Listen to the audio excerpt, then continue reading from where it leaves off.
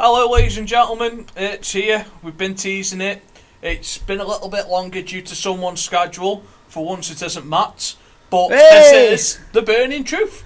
Welcome to The Burning Truth, folks. So, just a short introduction on who we are, since we're going to do everything properly this time.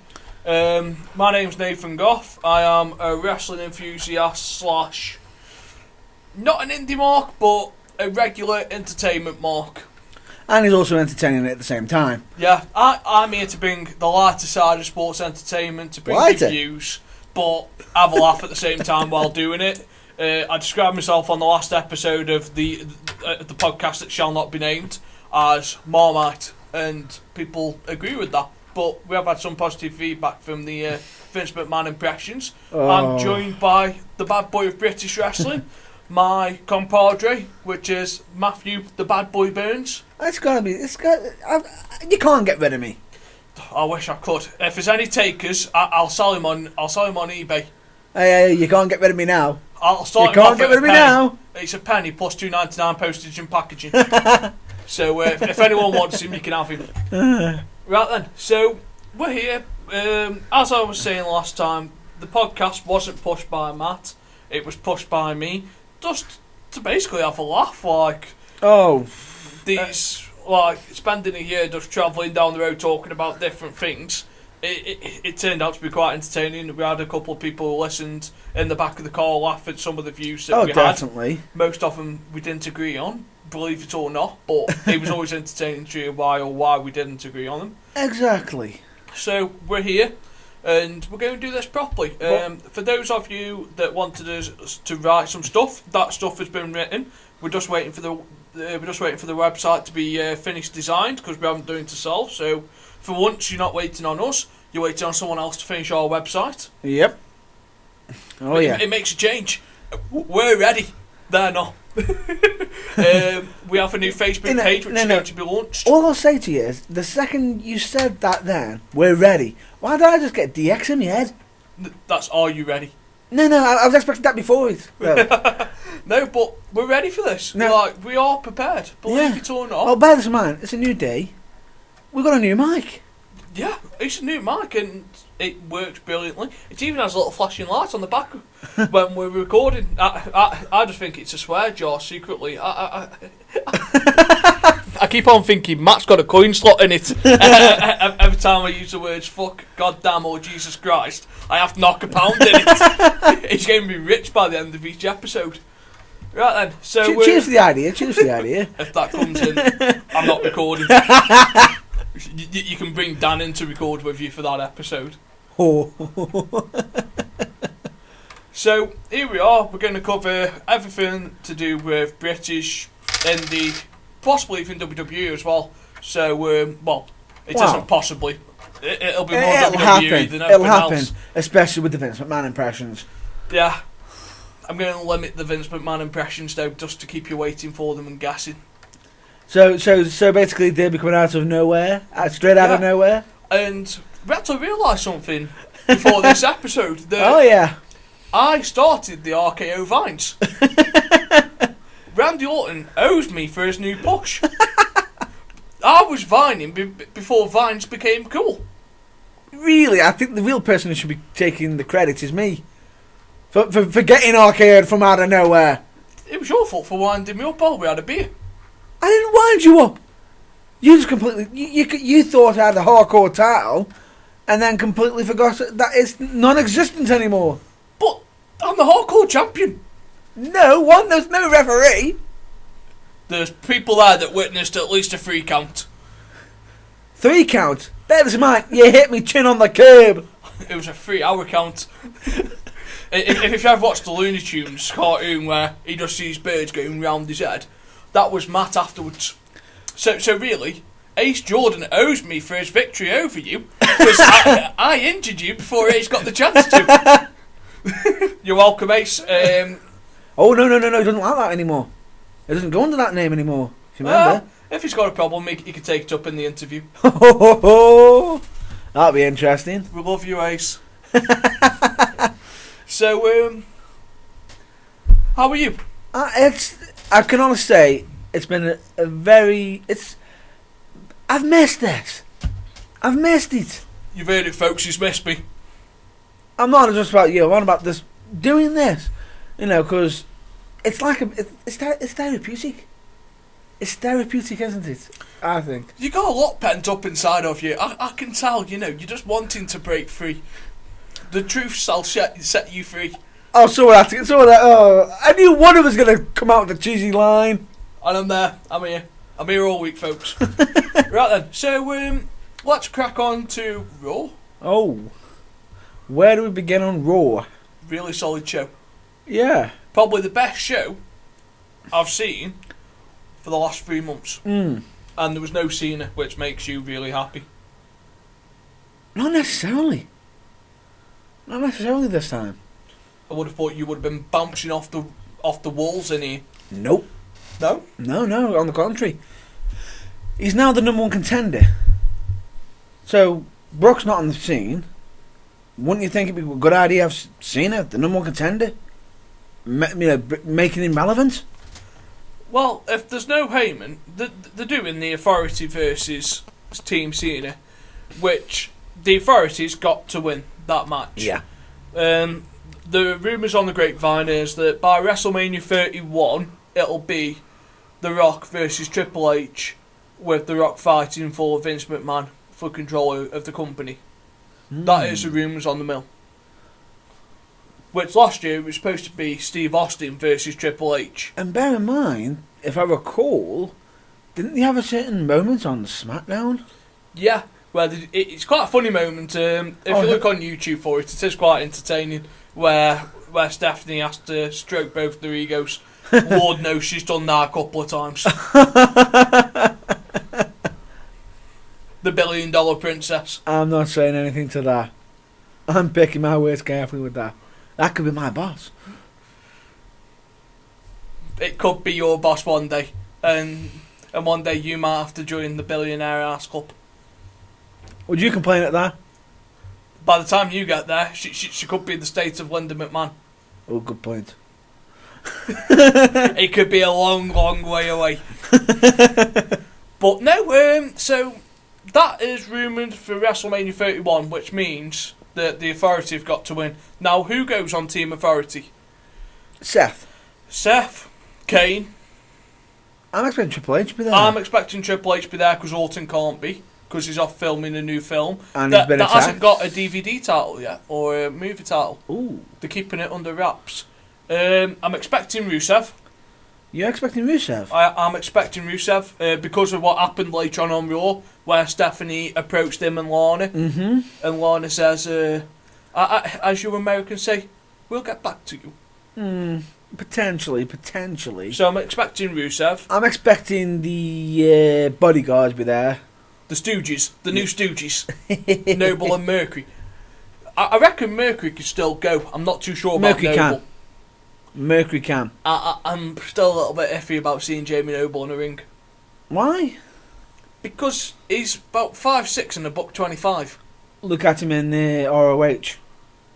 I know, but he's about 5'6" and $125, and you're going to put him against maybe Sheamus, John Cena, Randy Orton. He's going to die. And if I recall, wasn't Sheamus the one who supposedly took him out? Yeah, so what would be a safer choice instead of having the two Stooges would be Rusev and Mark Henry. Ooh. And then afterwards on the other team you'd have Cena, Orton, Ziggler, Sheamus and Big Show. That is a solid 10-man main event Survivor Series match. That would sell me on a traditional Survivor Series match. And then you can have your second one, which you'd have the Usos versus Star and Goldust. Yeah. On the Usos side, you could have maybe Zack Ryder. Woo. Because there's no way he's going on John Cena's team. Oh, hell no. That was a poor attempt at Mark Time to get him on that team. No. With the Twitter thing. They basically just wanted him to get killed. And he got crushed. He got executed. So, on the Usos team, who would you have on the Usos team? Usos team? Yeah.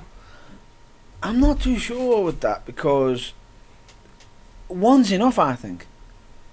No, you've got to have two. You can't have Survivor Series, the pay-per-view, without a couple of Survivor Series tag matches. So you need a main event mid-card. You need a main event and a mid-card Survivor Series match. Then you build some around it. If you're not going to have a mid-card one, have the Divas one. Have Team Manager. All of them are on Team Total Divas now. They've just added Paige and Alicia Fox on there. Yeah. And I didn't want to see Paige on Total Divas. I know you didn't, because basically that's just basically said she ain't getting that title anytime soon. Okay. It just means AJ Lee's going to have a 25-year reign. She's going to be as old as Mae Young, and she's going to have to pop birth to her hand. Oh, he went there. You had to go there, didn't you? If all the Divas are on Total Divas, it means none of them can hold the title. Keep a few.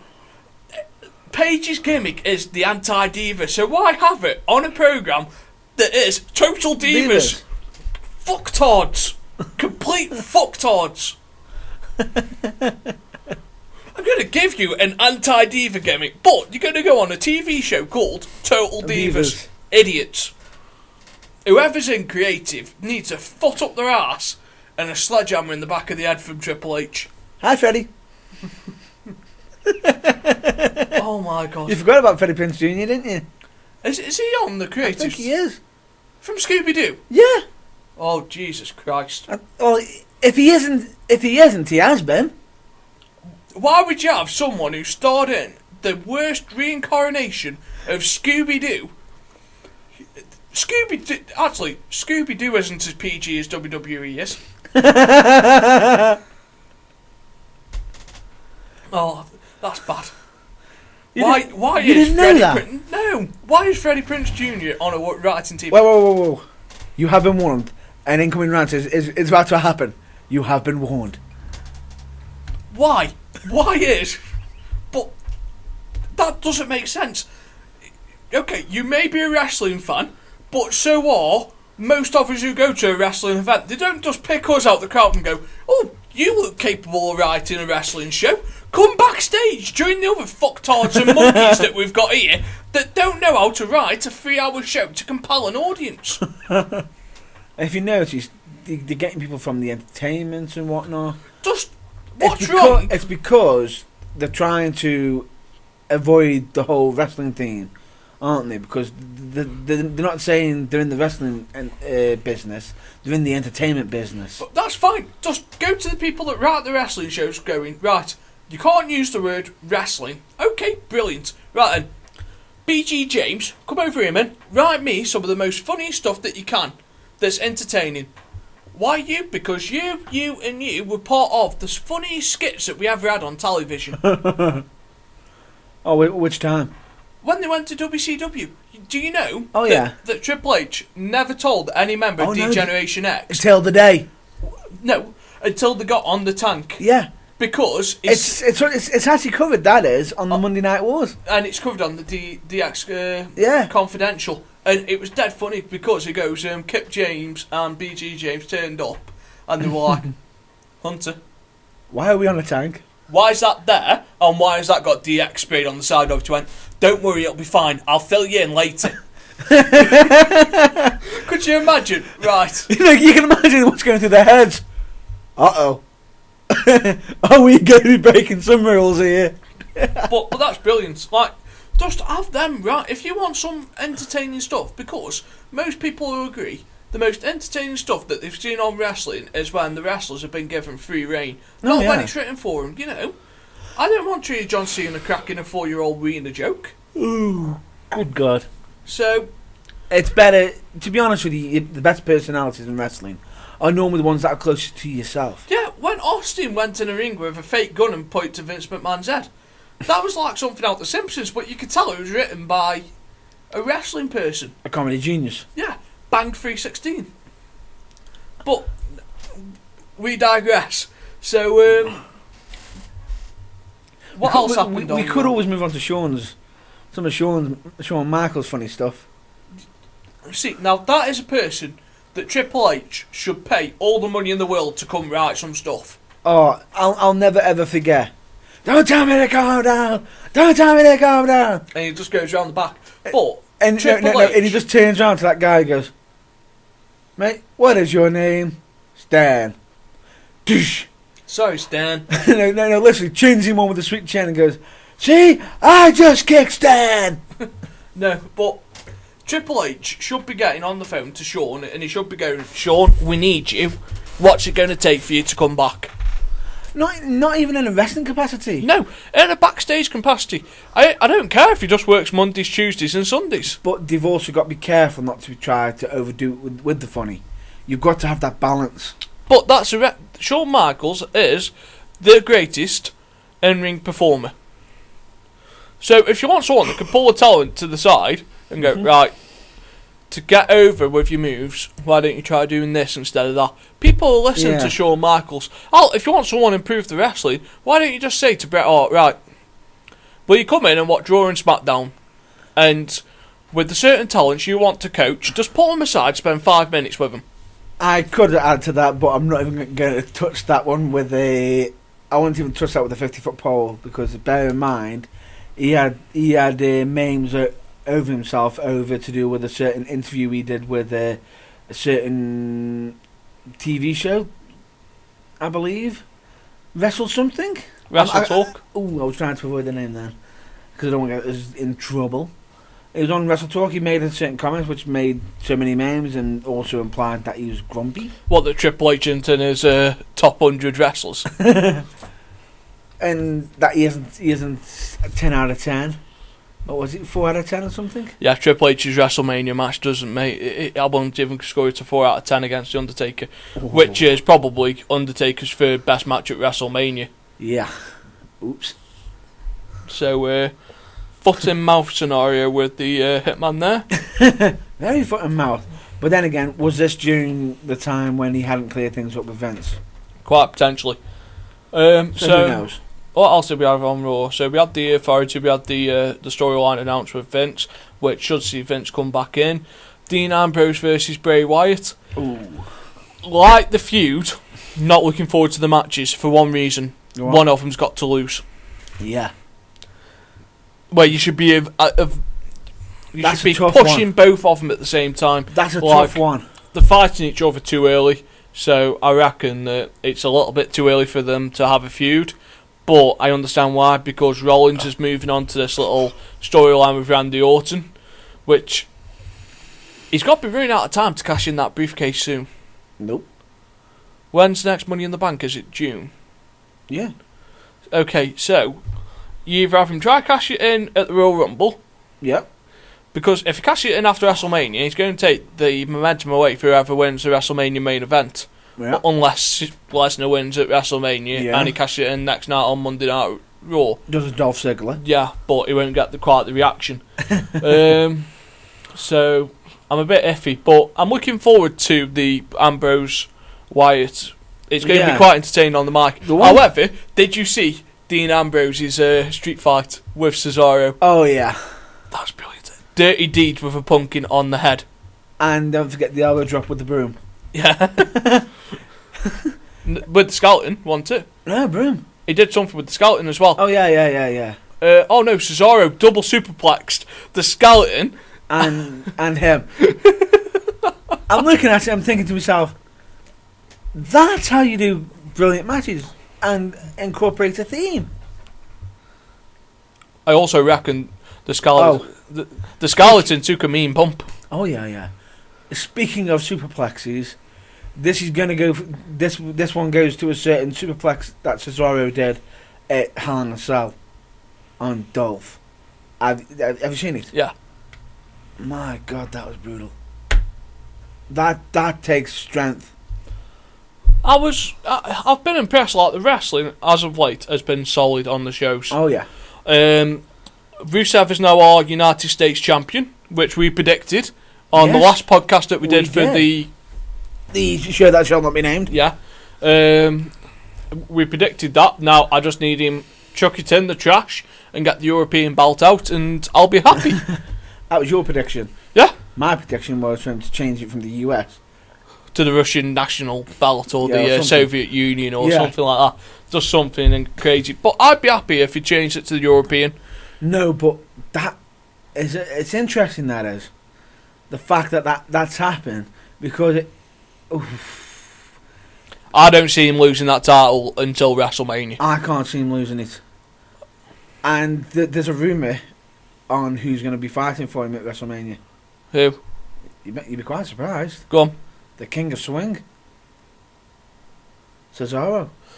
Yeah, They might turn Cesaro face. For some reason, it looks like Cesaro's in the doghouse at the moment. He hasn't had a good win for a couple of weeks. So for some reason, they're using him as like an enhancement talent, and I can't understand why. Yeah, because he's got all the talent in the world. Yeah. But then again, bear this in mind, we could say this about Dolph Ziggler. So I'll be looking forward to it, but I see Rusev just being more and more on a roll. I can see him being part of the reason the Authority wins at Survivor Series. Potentially.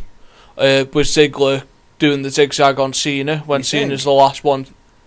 Because if I'm planning my Survivor Series traditional tag, I see Orton running off not Ambrose, Rollins, coming out, being seen as fifth man, the mystery fifth man announced on the night. Yeah. He's teammates, and he runs. A bit like Shawn Michaels when Shawn Michaels super kicked someone with the steel chair, both of them got disqualified.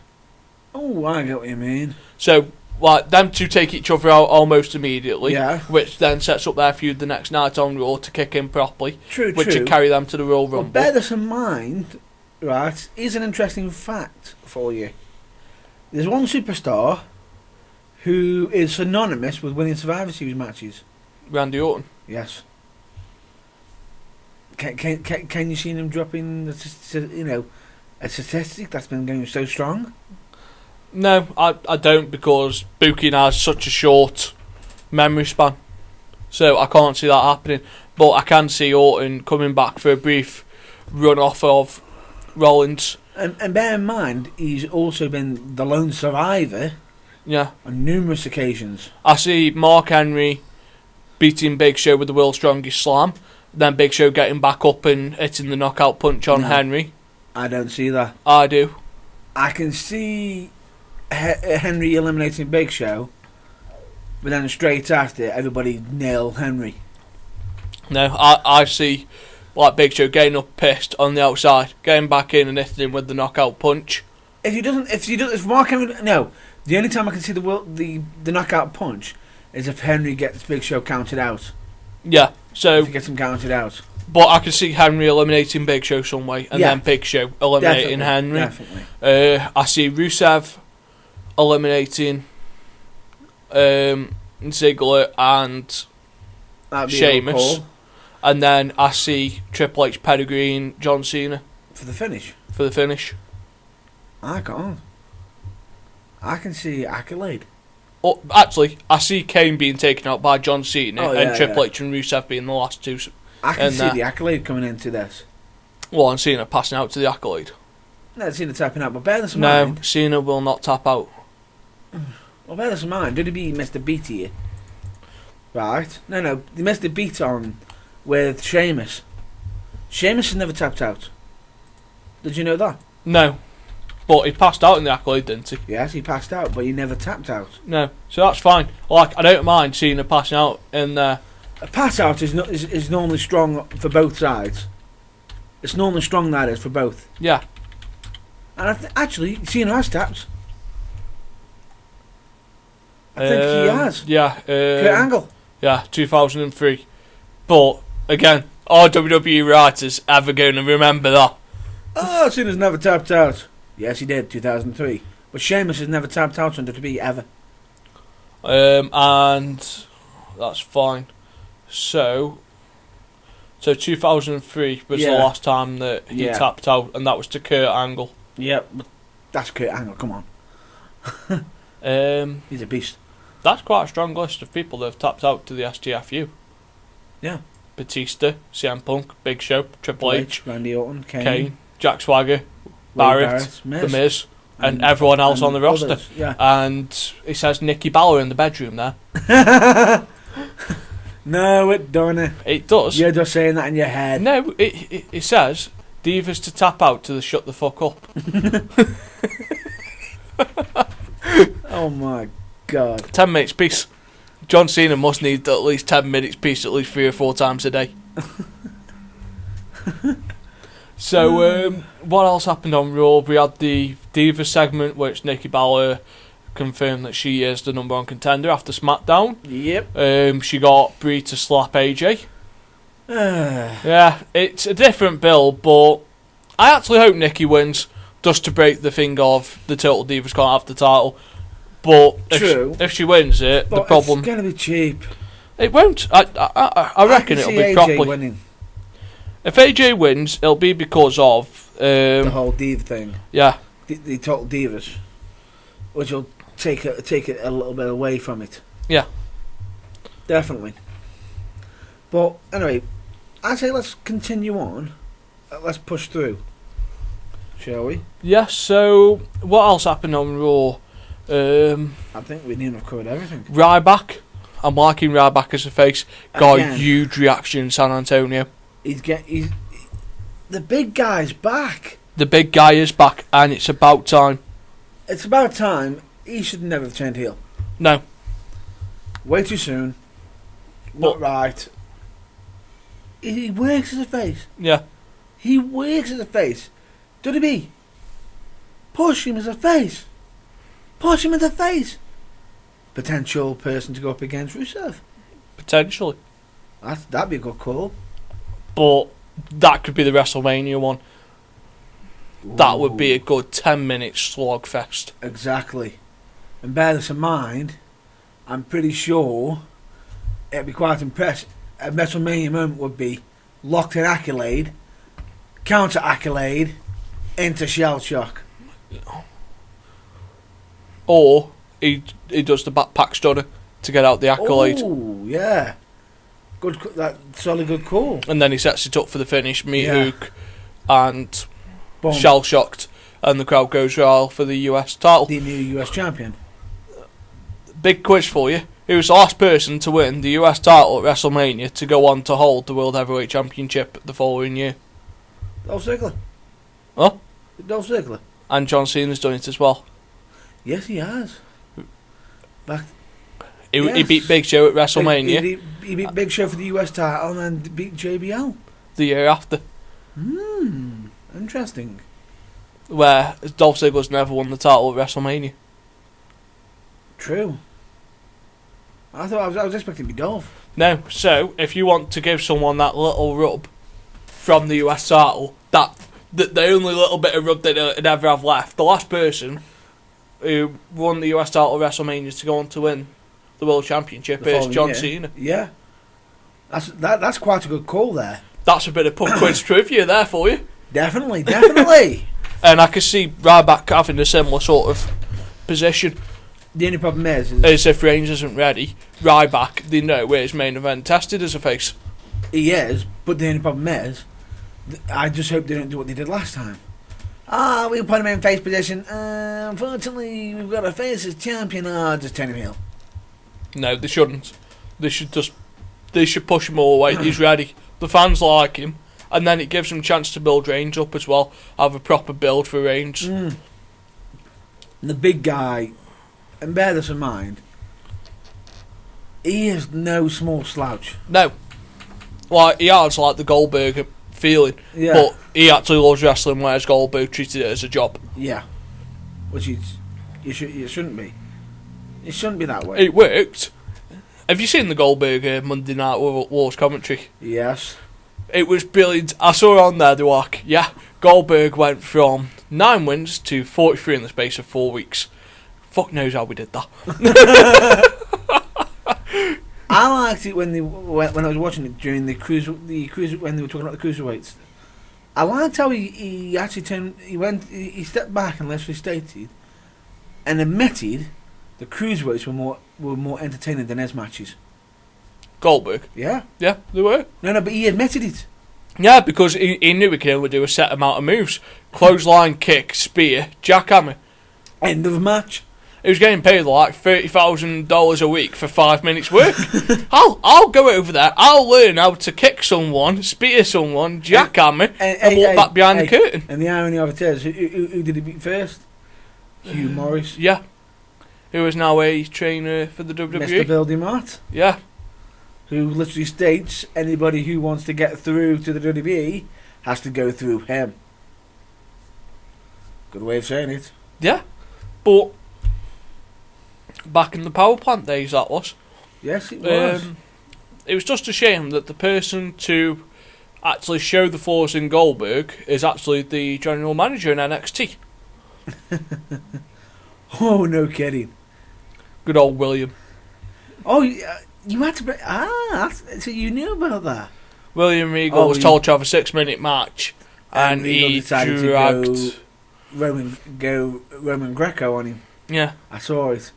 And then Goldberg showed his strength. But he dragged him through that match. Oh, yeah. Definitely. So, if anything, I think Regal did more good for Bill. Yeah. He showed that, okay, he's a big guy, he can wrestle. Which is what you need. Yeah. For a face. You don't want him to just come in, beat up, one dimension, beat up, one dimension, beat up, one dimension. It's also a bit like what they do in Ryback, but the difference is, it does work for so long. But then eventually people are going to say, can he actually wrestle? We know Ryback can wrestle, though. Like, we've seen it. No, John Cena, CM Punk. That's what I'm saying to you. Eventually, if they keep using the same formula, eventually the crowd are going to start chanting, you can't wrestle. I think I've got Matt's chance sorted for the next wrestling match I'll go watch. I can wrestle, and you know I can. Something about a broom being more over. You know about your Ric Flair quotes again? Oh, that man could have a 5-star match with a broom. You can have a 5-star match with anything. Yeah. So what else have we got to cover? From WWE? Have we missed anything? Wait. Alberto Del Rio. Yeah. Shoot interview. Have you accusing Triple H of being a racist? Yeah. I'm pretty sure he ain't racist. I'm pretty sure he gave Rosa Mendes a second chance. Pretty much. It's different. Coming from somewhere where people... My work environment is very, very loose. By loose, I don't mean that we're a bunch of free-blowing racists. I mean that there's a difference between what we class as banter and what people class as racism.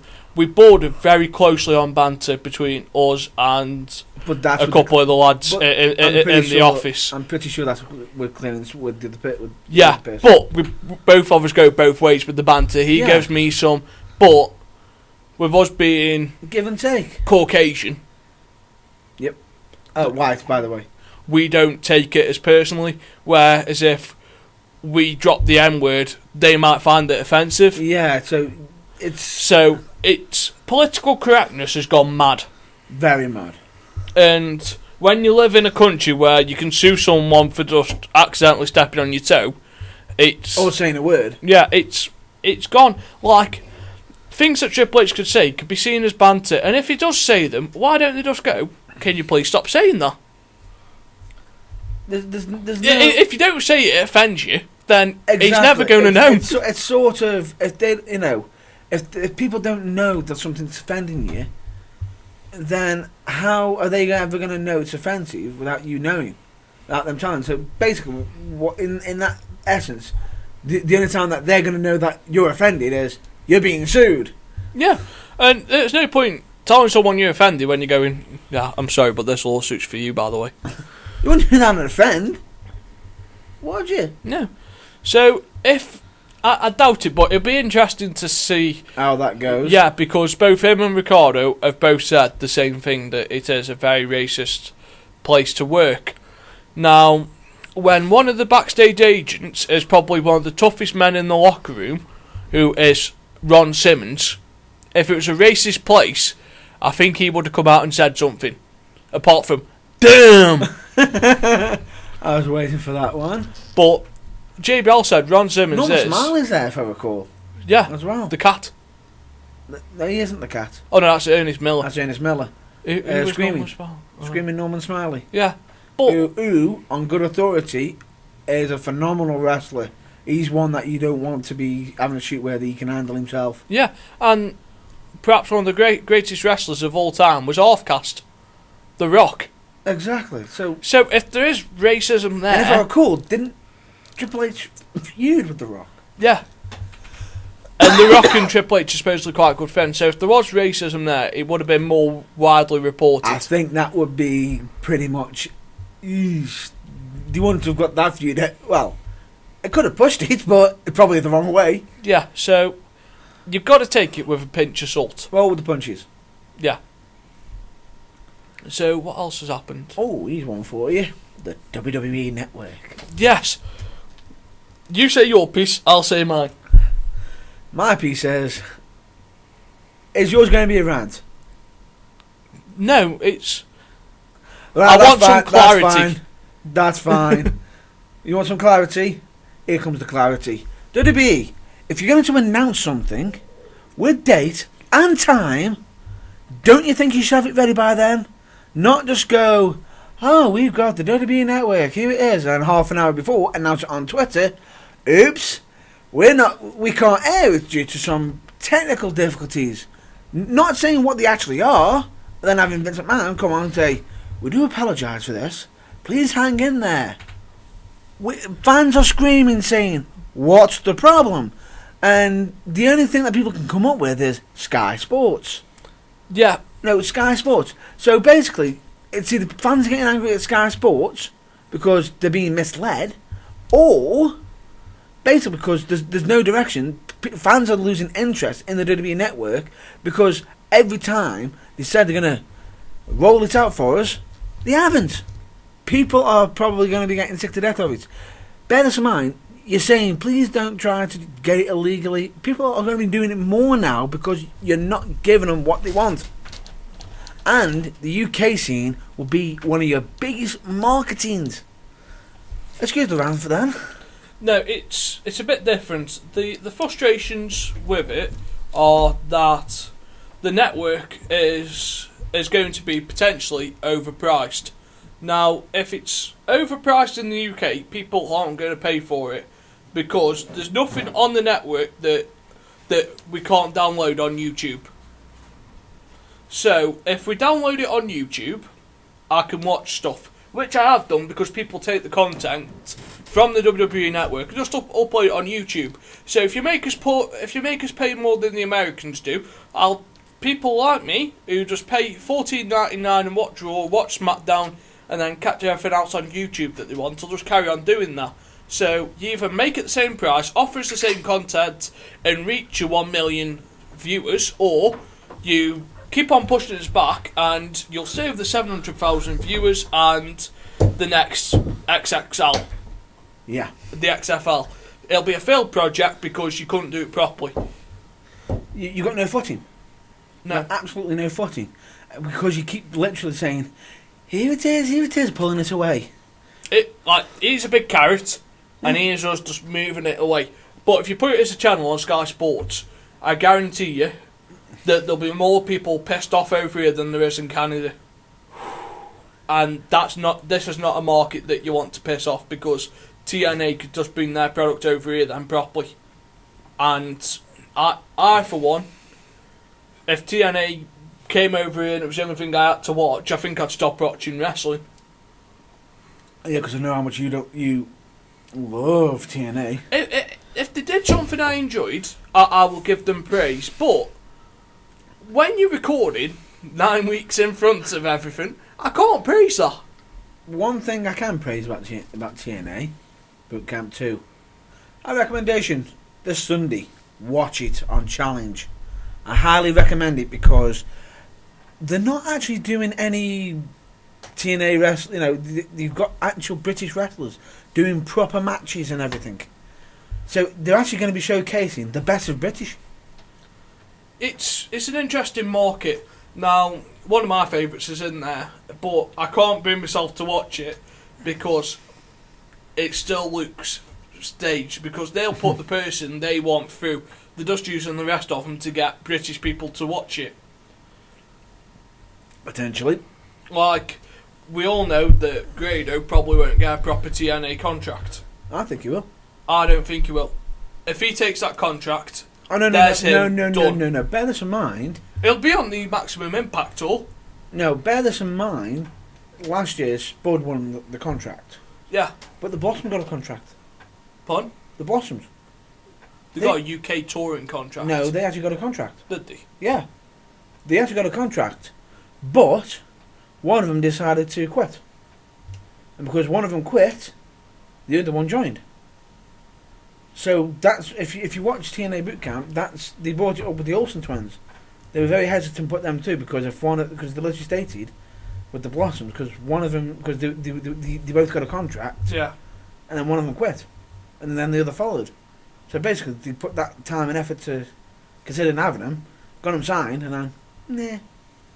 It's very interesting because working for TNA at the moment is a bit like working for a cut price supermarket. You don't know how long it's going to be here. you don't know if you're definitely going to get paid. All you do know is that you're going to be able to wrestle. It's basically like working for ECW as it was going out of business. The matches will be good, yes, but there's no job security. And how soon and when is it going to happen? And basically, the inmates run the asylum. Dixie Carter might well be strapped up to a board with a gag in her mouth and have no use there. Because she doesn't run the company.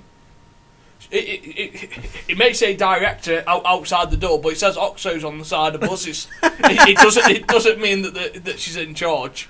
Oh, that was a good one. That was a good one. It's madness. Like it's very hit and miss. Like people like Grado would be better off with just staying on the British independents, but working the bigger companies. He's already in ICW. Potentially, he's been to PCW. PCW, big paying company. If you've got the right name value, which appearing on Boot Camp, which this is the one thing that both me and Matt agree on. If you could say you've appeared on something with TNA or WWE, your price goes up. For some reason, it goes up when it says TNA at the bottom. I'd look at it and go, okay, whatever. No, that's you though. Yeah. That's your preference, but it's always been that way. It's always been that way. Because it's got mainstream appeal, I understand that, but it's not potentially. mainstream I appeal. could turn around and say, I could jack up my prices as seen on WWE. And you're thinking, when were you on WWE? I was in the crowd watching it. But that is technically, I could argue that.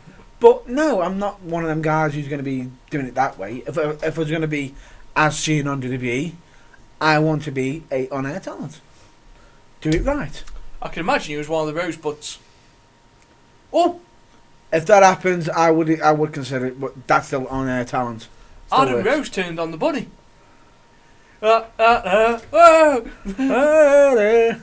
So basically, he's become a lemon. Yeah. I wonder what Vince McMahon said to that backstage.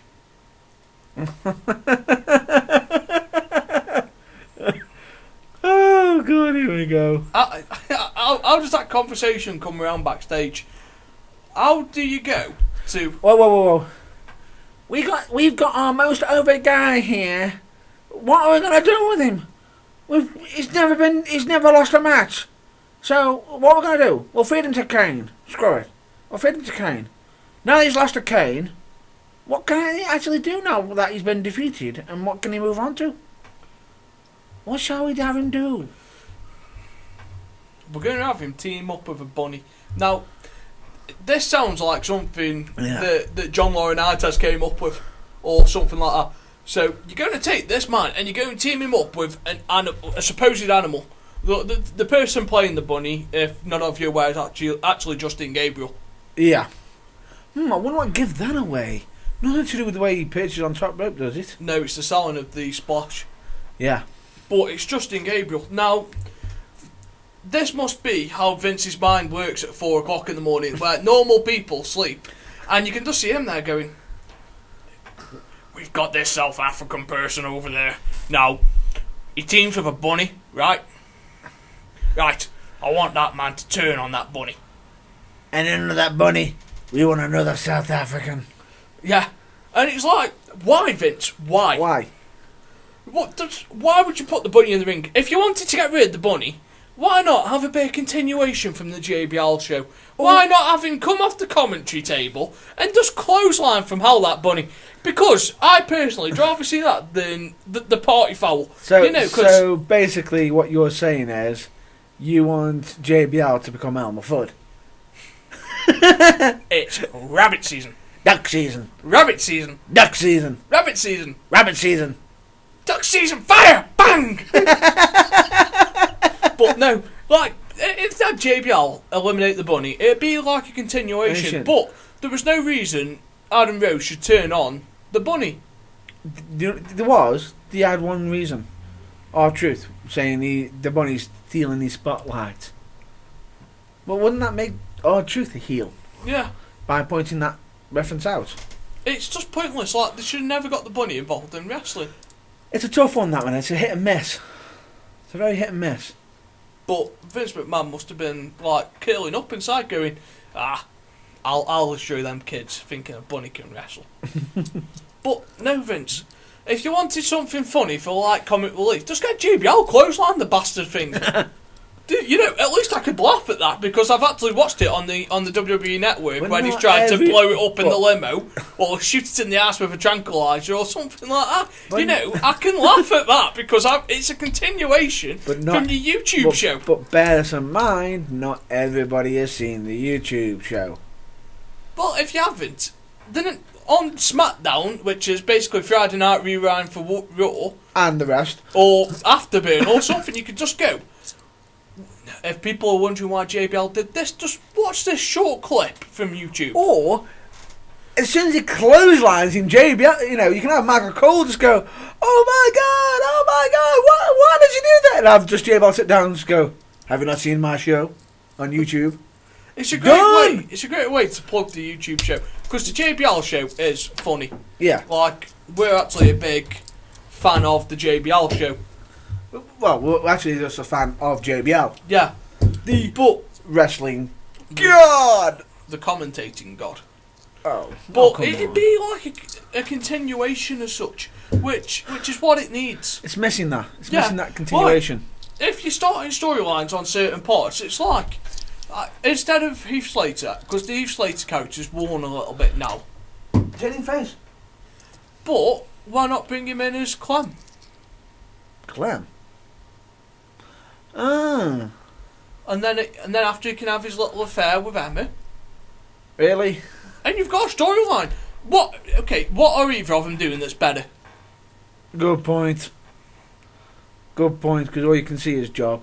Yeah, because Emma's walking around doing like a Terminator gimmick with the Emma Mike sandwich and the Evolution. It was alright while you were in NXT, but it doesn't work on a mainstream appeal. Please bring Charlotte up. Is that just so you can go, woo? No. That woman is potentially the best female wrestler in the company at the moment. Yeah. And she's probably got the best pedigree in the game at the moment as well. Now, being Ric Flair's offspring doesn't mean that you're going to be guaranteed to be a good wrestler, but no, it's the case, sure but helps. It's going to help. Because David and Richard Flair did nothing but. Who? Oh no, Richard didn't get his shot though, did he? He did in New Japan and in TNA. It's very hard to explain that one. David Flair, he was abysmal. He got teamed up with Crowbar. Rich Flair, he was sort of going through the development stage, and then the sort of passing away happened, which you've got to feel sorry for her. Yeah, but Charlotte is picking up where her old man left off. Oh, she's talented. Yeah, she's very talented. She's got a gymnastic background. All I'll say to you is, I've seen plenty of figure fours, but the way she applied that figure four on Bayley, my God. Yeah. How the hell did Bayley actually get out of the ring? How did she walk after that match? But she's got a good background. It's a nice, solid background. Yeah, solid background. She's got the legacy of being a Flair. She can talk. What else do you want? She can wrestle. What more do you want, WWE? So I could say that about somebody else who that's on the WWE roster. A certain anti-diva. And Paige. Exactly. But Paige is a two-time Divas champion. It isn't like that. No, I'm not saying they haven't pushed it. I'm saying that she's got all the qualities of a top champion. they sort of saw with that. There's plenty of time for Paige. She's 21. Yeah, exactly, that's what I'm saying. Whereas Charlotte's the upper side of 20, isn't she? But I can see potential if Charlotte did get brought up. They could either pair Charlotte with Paige or against Paige. And I'm pretty sure there'll be some good matches there. I think WWE's learning as well not to put Eva Marie on my television. Why'd you say that? But she can be on Total Divas because she suits it. She can do all the magazine shoots because, in all fairness, she is red hot. Yep. But she can't wrestle. Not one bit. Each to their own. Everybody's different. But she has a part. So, what are you doing in the next coming weeks, UK-wise? UK-wise, I've actually got Fight Night 3 coming up, which is next week. I believe on next Friday at our club in Arbor. Arbor, which is also known as London Road Sports and Social Club, which is going to be interesting. I don't know what match I'm currently in. I do know that we've actually got the newly crowned heavyweight champion there, Barricade. Yep. Who I've got to say, he had to fight hard to get that belt. He had to fight hard to get that belt against Joe Connors. Who else have you found out who you're facing next week? Unfortunately, at the moment, not yet, but I'm expecting somebody wanting a rematch for being upset from the last show. I hear Squirt had a quality match with the White Tiger. Quality is an understatement. Quality. It was phenomenal. There was always something happening. There was always action. There was always something happening. It was a good variety show. If I'm honest with you, good variety of good variety. The crowd were happy. I probably helped out with helping the kids get all sugared up on sugar. Have you turned into the Candyman? Whoa! I'm not even going to touch that with a 50-foot pole. I better pick my words carefully here. I'm picking my words carefully here because I am nowhere inclined saying I'm not going to say the words. Do you want a sweetie little boy or a little girl? That just sounds wrong. You could always take the future divas to the candy shop, though. Oh, really? I went there. Good old 50 cent. Where are you? Have you got any slam shows coming up? Because there's some potential openings, but I'd have to get in touch with the booker. But that also it varies because it's coming near Christmas now. It's where things start to slow down. Christmas drinks, woohoo! Which you're happy about. Yeah. So are we going to be, out of curiosity, are we going to be having a Christmas party? There might be a few sherries and mince pies being downed in the Burning Truth office. I'm pretty sure there will be. But I will be on alert with you. I reckon. I will be on alert with you. I reckon the Godfather could be having a drop by the office. Oh, come on, because why'd you say that? Because pimping ain't easy. It isn't easy. I've told you. If we can't go to Las Vegas, he will bring Las Vegas to us. It's alright, it's just when I just made that reference, I just realised I just thought I was expecting you to make a reference of pimping me out. No, I don't have to pimp you out. However, someone has asked me if I can send you to theirs. So I've purchased a box. I'm going to punch some air holes in and then... No, not happening. You can't get rid of me that easy. I can. I've already bought a replacement in for the episode for that weekend. Who? She wants you in for a week, so I'm sending you over there, and I'm bringing a replacement in for the week. Seriously, who's you going to have replace me? I reckon Kyle could come in and replace you. Really? Yeah, I do reckon Kyle will be pretty good. Why? I just reckon, I can send you off to your fan, and I can have a nice, peaceful recording session. You're about that fan, aren't you? I'm starting my own Make-A-Wish Foundation. I'm granting wishes to the masses. The problem is, in this scenario, you're saying, that fan, better than mine, I've got a few fans. Yeah, well, I'm sending you over to a very good listener of the show. What? It's UK or? I'm sending you across the pond. Ah, that fan. Yeah, so you're going over there for a week, and then I'm going to spend some time over here with Carl in the office. I don't know, because I don't think I can miss a week of this. I think you can. I've already bought your ticket. It's a one-way ticket as well, so if the episode goes well, then I've already took the return back to send the label off the box. So funny. If anyone wants to join me in the Burning Truth studios, you can send your applications to the Burning Truth PO Box. We're in the middle of nowhere.com. So just you make that reference. Nice. Thank you very much for that one. Yeah. So that's everything for today.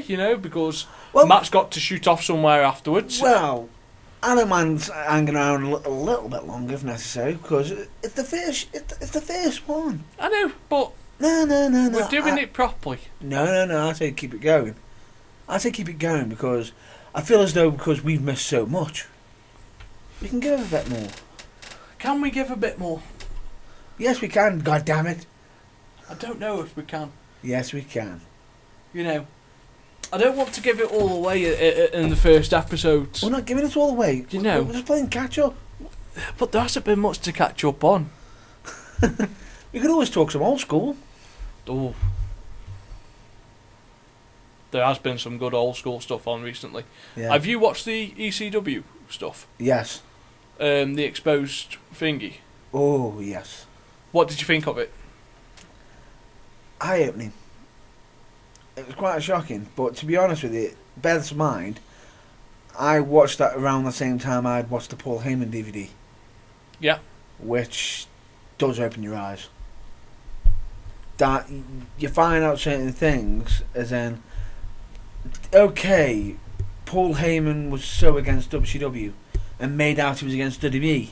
But what was so funny, ECW was technically on the payroll with WWE. Yeah, it was. But not Paul Heyman. No. But not Paul Heyman himself.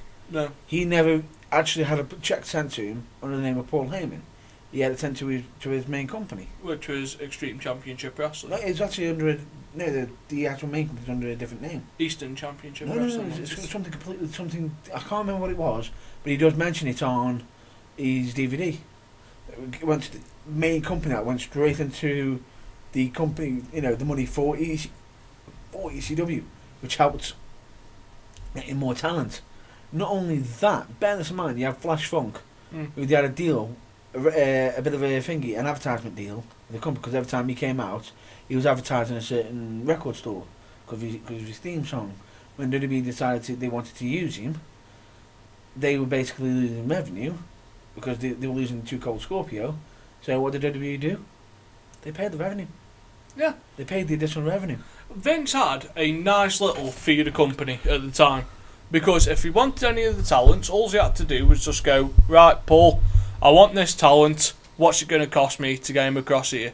And in turn, they kept ECW funding. It's a little known fact beyond your common wrestling fans that Vince McMahon kept ECW going, where WCW were sort of trying to block. Yeah, but Vince McMahon knew if he had ECW, he had an enhancement pool, because if he didn't get on with someone, or he wanted someone to just get a bit of time, you know what? I'm going to fake release you. You're going to go across to work with Paul Heyman. Make out your haters. Yeah, and then we'll bring you back. Yeah. Once you're better. Steve Austin went from WCW to ECW, and then he went across to WWE. Yeah. Well, Cactus Jack went from WCW WCW to ECW, and then he went across to WWE and became Mankind. Yeah. The only one that didn't work... Do you actually see a pattern there, The folks? only one that didn't work was the franchise. Oh. Shane Douglas. Oh, yeah. It didn't work. No, it would have been nice to see Raven go ECW to WWE. I think he would have had a successful career if he went from ECW to WWE. Instead he went ECW, WCW, WWE. Which didn't he didn't. He went ECW, WCW, ECW, WWE. Yeah. But even so, it still didn't work. No, but Raven is one of the best wrestling minds. If you listen to some of the stuff, you see how much he understands, like, the game. Like, I was watching a shoot interview with him and the Blue Meanie. Is it the Blue Meanie or why? The big blue bloke with the Mohican? Yeah, who was part Blue of the Blue World Order. Yeah, we're taking over, Blue Meanie. Yeah, and like the Blue Meanie, the only reason he didn't get along in ECW, he didn't get a push. Do you know why? No. Because he called Heyman a fucking clueless bastard. Ooh. Because Heyman wanted a match to finish this way, and Raven and the Blue Meanie both said it won't work.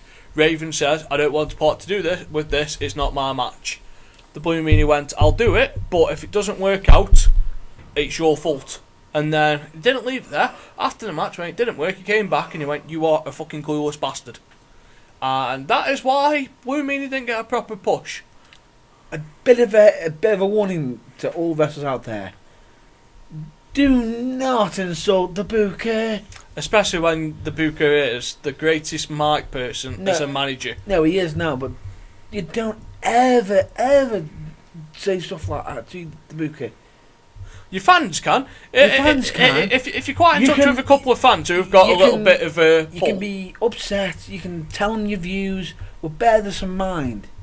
The Booker is probably the person who's going to be... He's the one who gives the choice of if you're going further or if you're just going to be someone who's just being used as, talent performance. Enhancement talent. Or enhancement talent, either way. But yeah, it was quite interesting to listen to that interview because it gave you like an insight to how talented Raven was.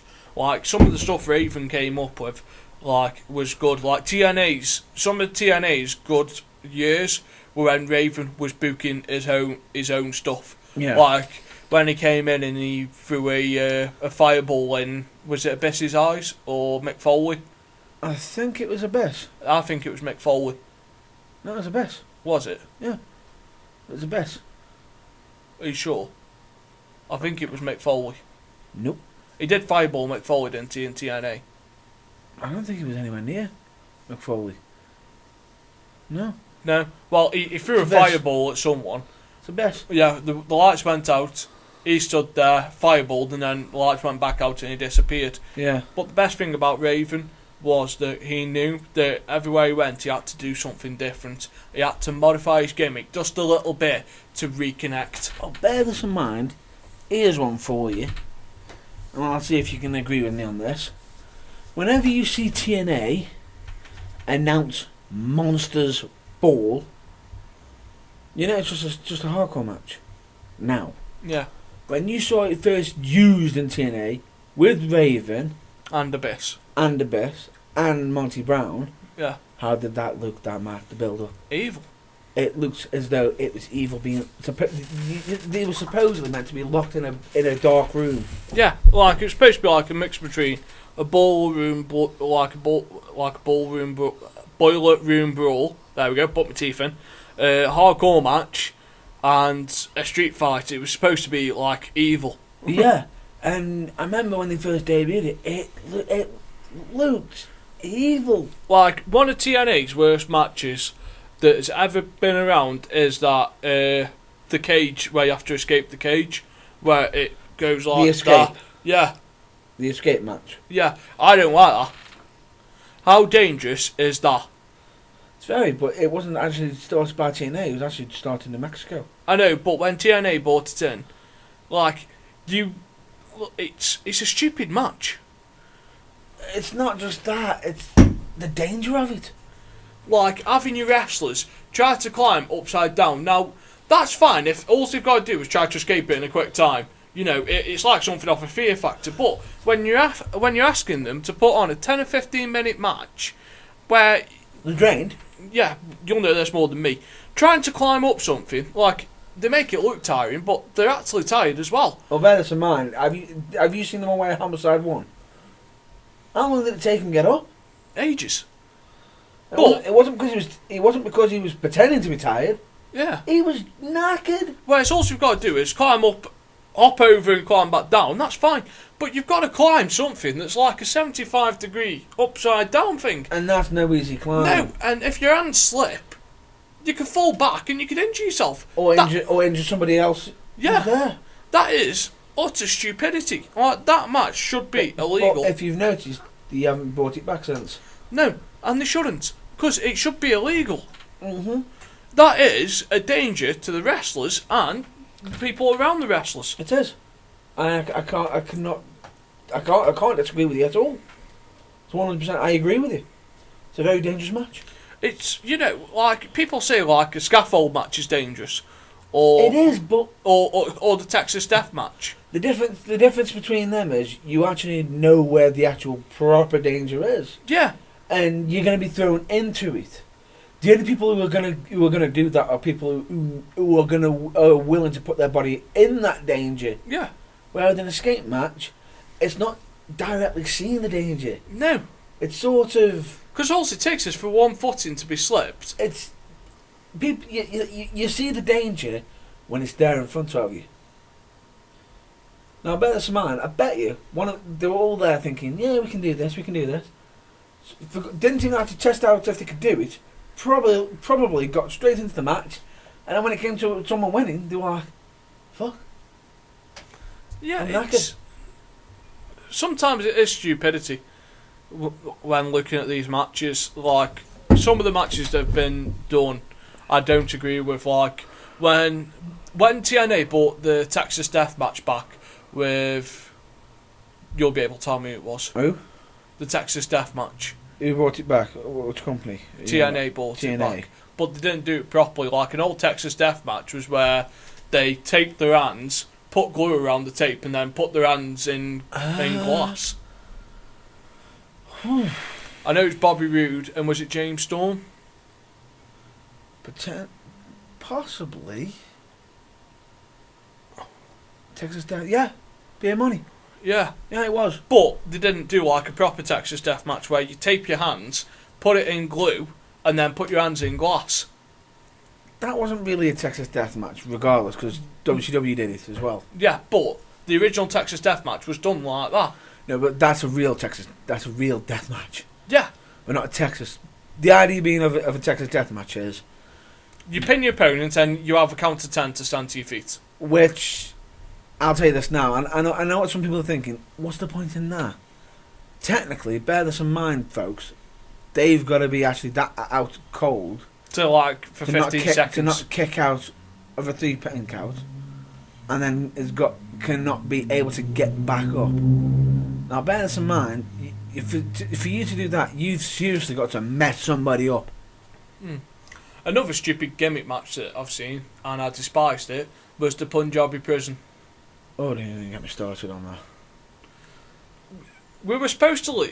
It's supposed to look phenomenal. Yeah, we were supposed to believe that this structure, made out of bamboo... I say this again, bamboo. Bamboo. Whoa, but bear this in mind. Bamboo has been known to be able to be used on buildings to create some great structures. Yes, but we were supposed to believe that this structure was more lethal than Hell in a Cell. Really? And the Elimination Chamber. Triple H goes on record to describe the Elimination Chamber as the single hardest structure he has ever faced. Now bear this in mind, he's been in Hell in a Cell a few times. Because the Elimination Chamber is made up of reinforced steel chains. No give. You hit them properly. And if you take a suplex on the outside, that's going to hurt. It isn't a mat, that is steel. I've been suplexed with holes in it as well. Which is going to work. That's going to make it. That makes it worse. Yeah, because you've got areas that can. Oh, now bear this in mind. You're not cringing as much as me. You know why I'm cringing. Yeah, but. You know exactly why I'm cringing because this is the point. I've been suplexed. Yeah. I've been slammed and I've been slammed awkwardly. I've even been snap suplexed on a hard floor.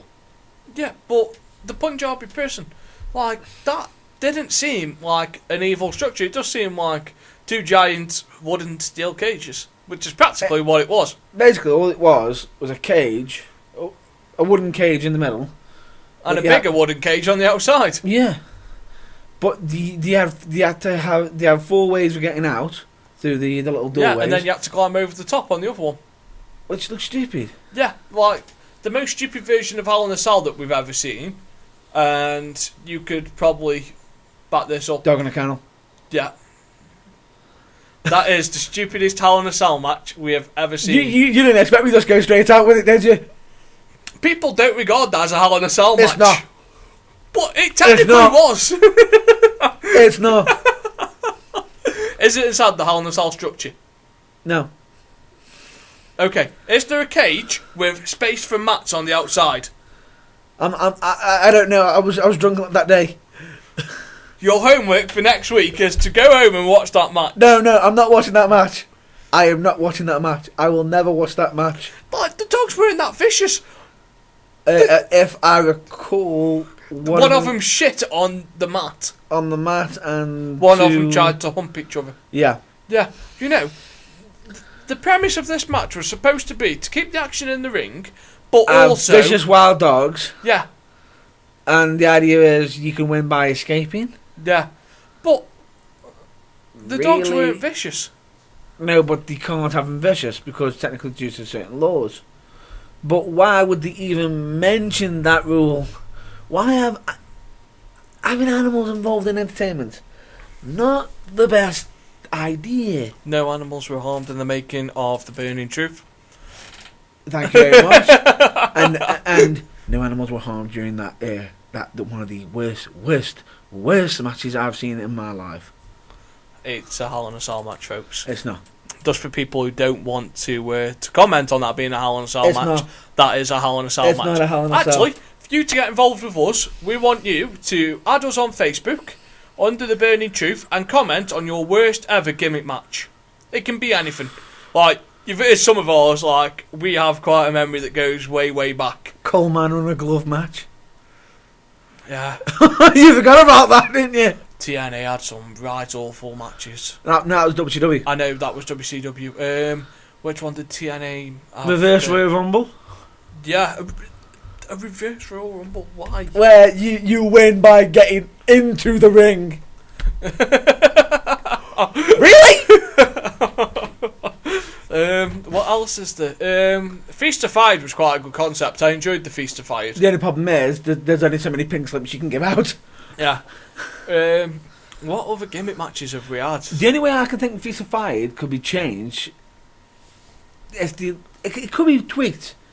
We can't be called Feast of Fire. One thing that I think would be interesting is if they have the feast still, but the last one where they normally get fired, if they want to keep the talent, why don't they put a stipulation on? No title matches for the next year. For a year. Yeah. There's been pretty. some good creations. There's also been some absolute crap ones. What was that last rights match? Oh, good God. Between Sting and Abyss. It was basically meant to be a casket match. But the casket broke in half. Yeah. It didn't look right. No. At all. I'm watching it and I'm cringing. It looked terrifying. And bear in mind, did you see the casket match that Bully Ray and Anderson did? Yeah. That looked kind of funny as well. Yeah, did that casket look like Bully could fit in it? No.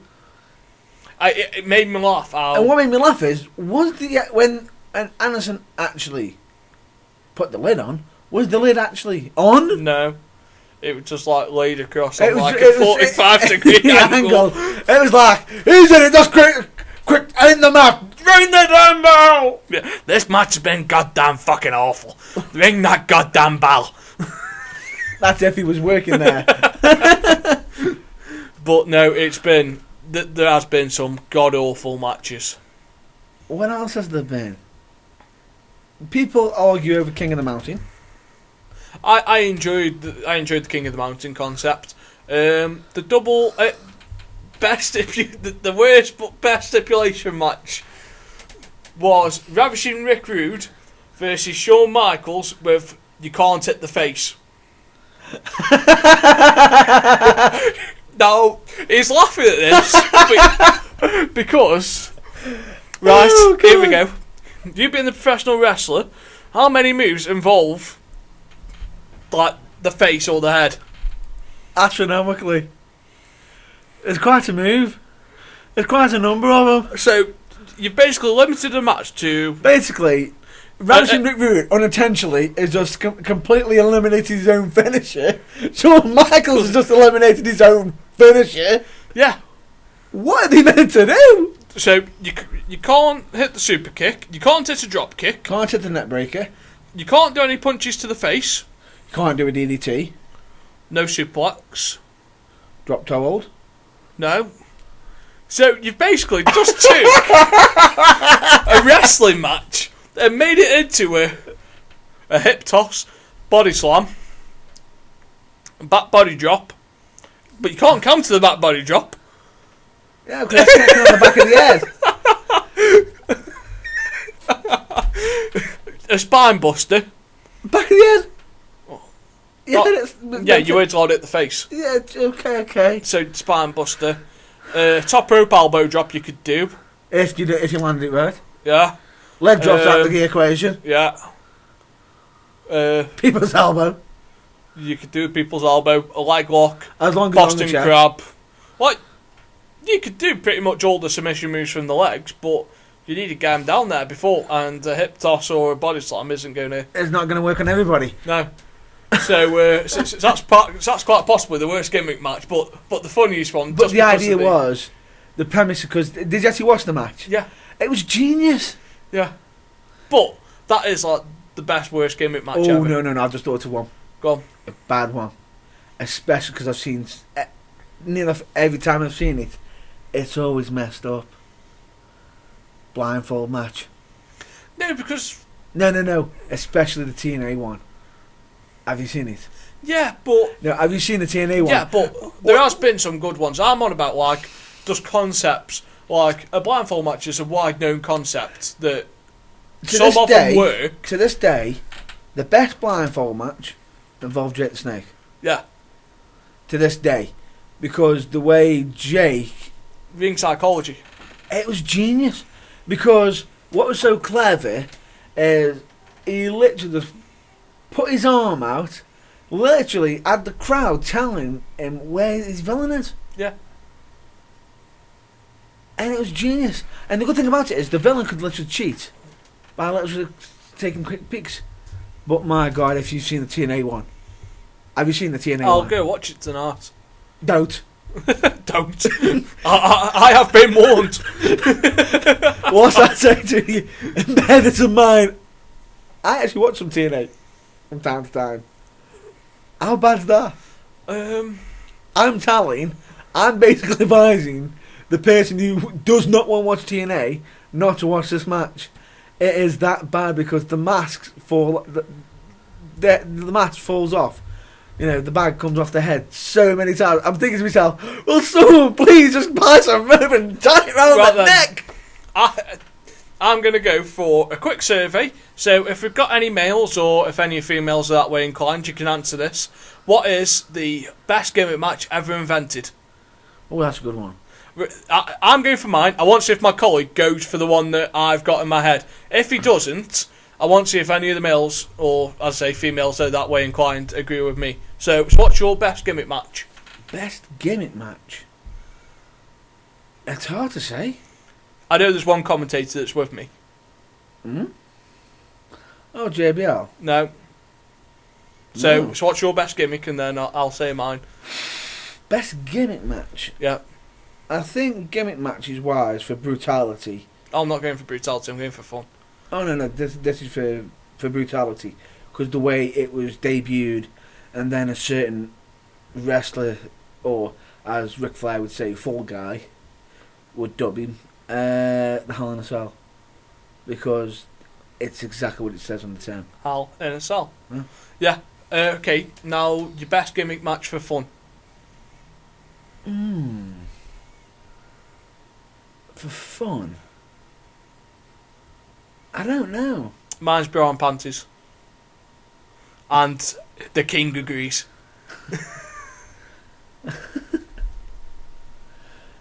And I'm surprised you didn't turn around and say for the ladies the tuxedo match. No. No, that's the ladies' equivalent. But no, the bra and panties match was the best one there because it got all the guys 5 minutes. Revving up. Yeah.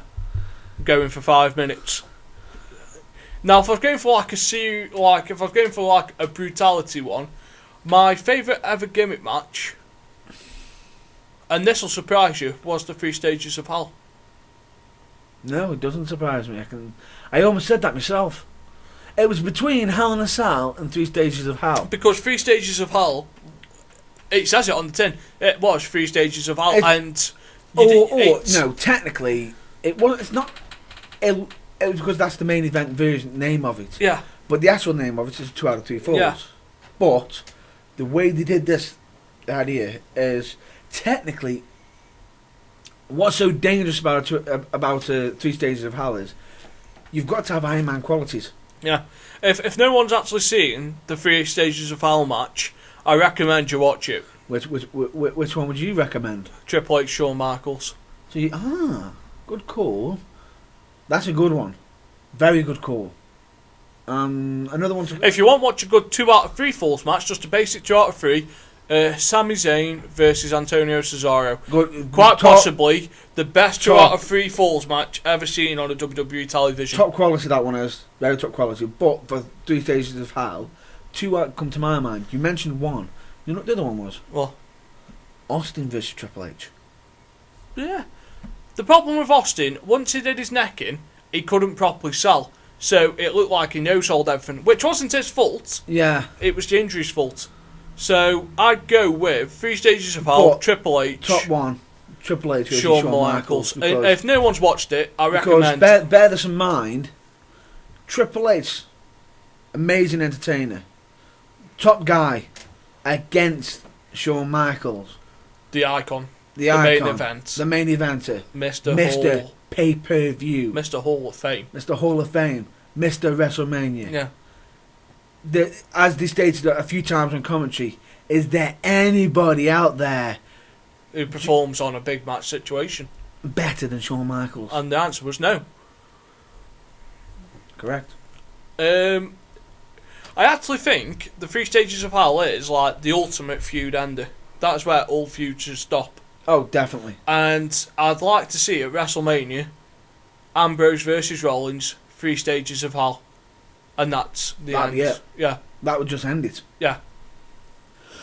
Solid way to end it, that would. Yeah. Right then.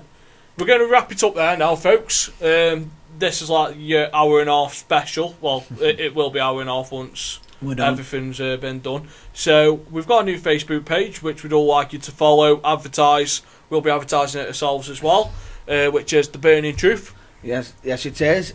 But bear this in mind, because I know some of you fans out there who will be from our old podcast.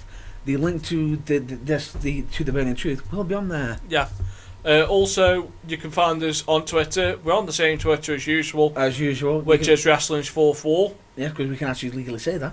Yeah. We're going to change the email address. That'll be done shortly. That will be done shortly, and you will be made aware of it. Yeah, so we'll give you that on the next one. The website, we're just waiting for the designs to be finished and everything. Yeah, the designs, some flaws, and then we're going to learn how to use it. Yep, and then we've got our personal stuff.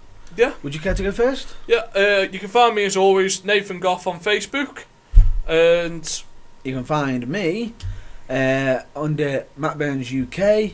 Find me on Twitter, LLU. At the Bad Boy Matt Burns. Of course, as always. It's Matt Bad Boy Burns. Thank you. And you can either email me at mattburns04@hotmail.com. And you can find him where you can find all good Matt Burns, which is on mattburns.co.uk. Yes, I believe. No, Matt-Burns.co.uk. And you can keep up with the Bad Boy British Wrestling, all wrestling dates and everything will be on there. And where all good merchandise is sold. Not yet. It's a tough one, merchandise is, because you have to be careful. Because if I'm going to be sending out merchandise to people, I will state this: I'm not going to be sending you rubbish. I want to send good quality stuff, where you are literally happy that you purchased it. I aim to please. I also need to make this aware, all purchases are non-refundable. It's the reason why I can't get rid of my Matthew Burns. I wanted a receipt, but Toys R Us wouldn't give me one with him, so I'm now stuck with him. I have to feed him, I have to take him everywhere with me. Are you basically trying to show yourself out as a manager now? If you wanted a manager, I could be your manager. You're more like my personal PA. Yeah, so that's everything for this week, folks. If there's anything you want us to cover, just drop us an email, drop us a line. You can find us on the usual channels, or you can just send the bat, or you can just if you send the bat signal up in the air, we'll pick it up. Pretty much. Right, but I'll tell you what. Here's a question for them out there, and it's an interesting one. What? This is literally going to old school fans, new school fans, any wrestling fans in particular. What's your favourite finisher? What's your favourite finish manoeuvre? And we'll answer that at the beginning of next week's episode. Yeah. So have a think on that. Send us your replies. You can do it in the comment section below, or on an email, or even comment on Facebook in the comment section on Facebook. We'll pick it up. Yeah. So have fun, folks. If you can't be good, be safe. If you can't be safe, don't be sorry. And please make sure to check out your local wrestling. See you later, folks. See ya.